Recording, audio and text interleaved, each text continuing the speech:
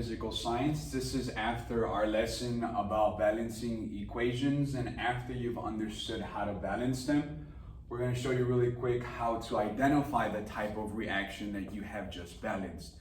So there are multiple kinds of reactions, and there's multiple ways of naming them, but we're just going to focus on a couple here for a couple minutes. And once again, just want you to make note that in order for you to understand the type of reaction, you must have written it out correctly, exactly how it is on your piece of paper or your quiz or whatever it is that you're working on.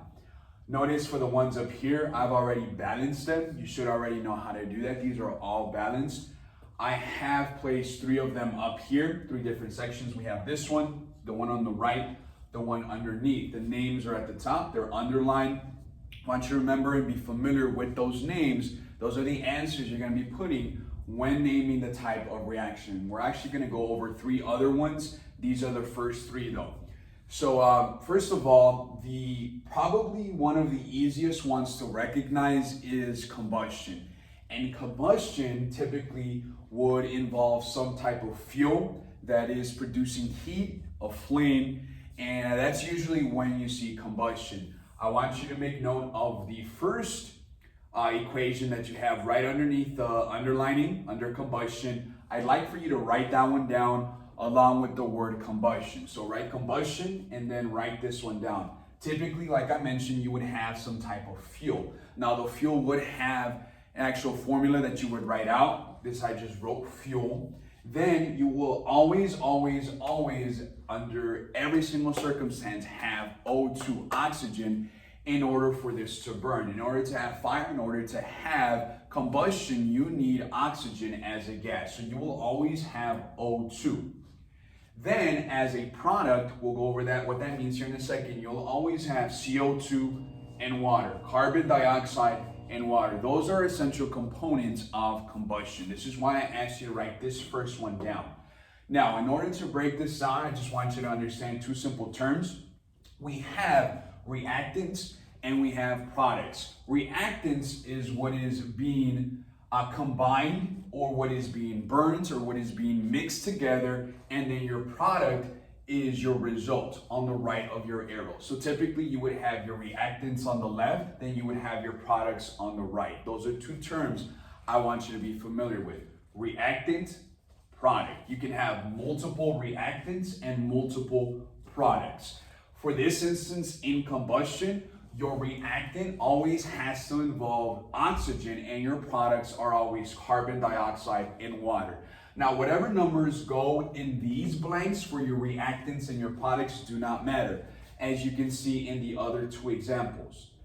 No matter what the fuel is, it could be CH4, it could be C2H60 or O, It does not matter what your fuel is, as long as it is involving oxygen as a reactant, and as long as it is involving carbon dioxide and water and carbon dioxide as your product. That is the easiest way to recognize combustion.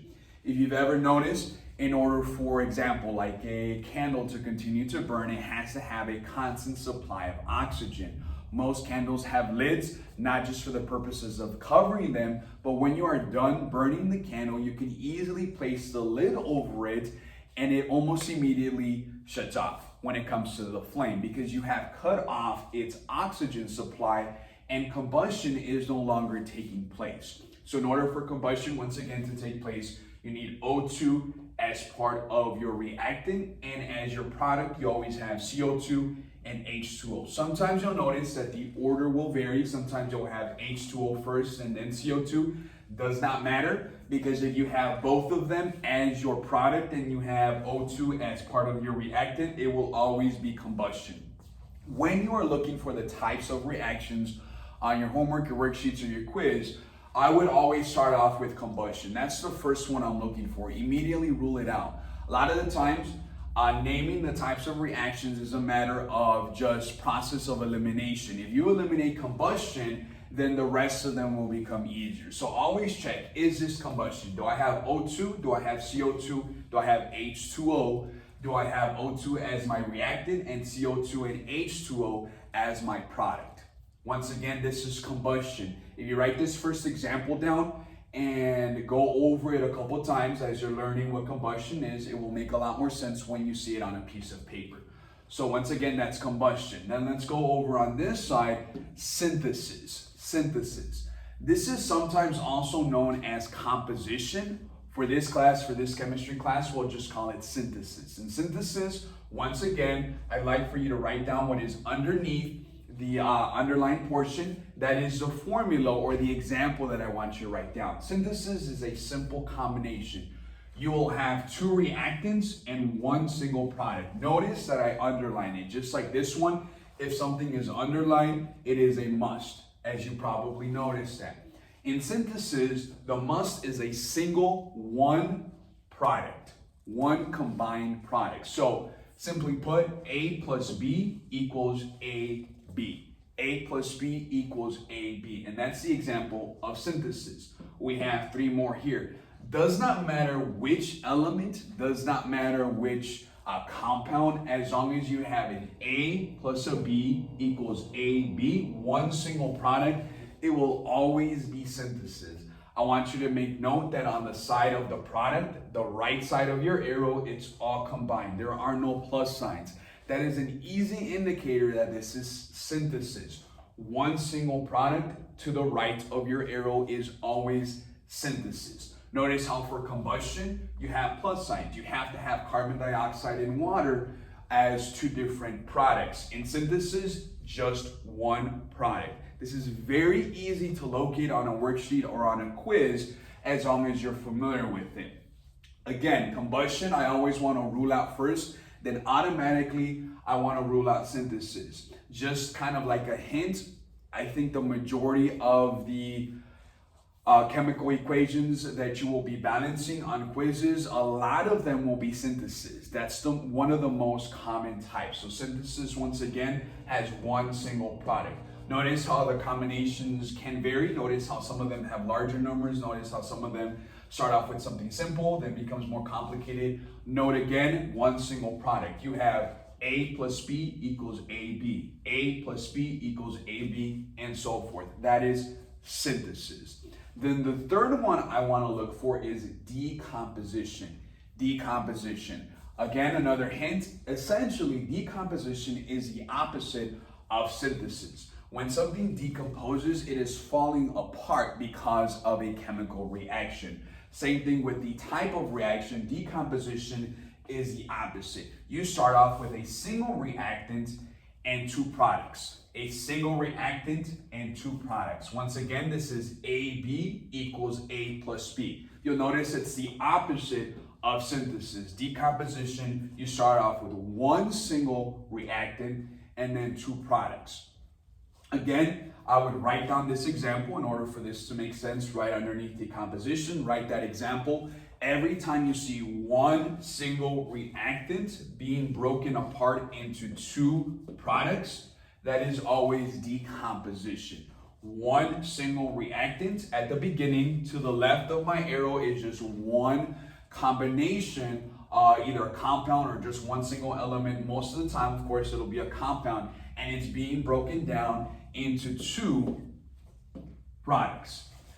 Some of these can be reversed. We'll talk about that later on. Some of these are reverse equations in which it goes back and forth. They'll have two arrows. Sometimes those are acids and bases. We'll talk about those later on. But decomposition, once again, starts off as one single reactant and then two products. Let me recap really quick and then we'll be done. Combustion always has fuel and oxygen as part of your reactant. Always, always, always, you're going to see O2.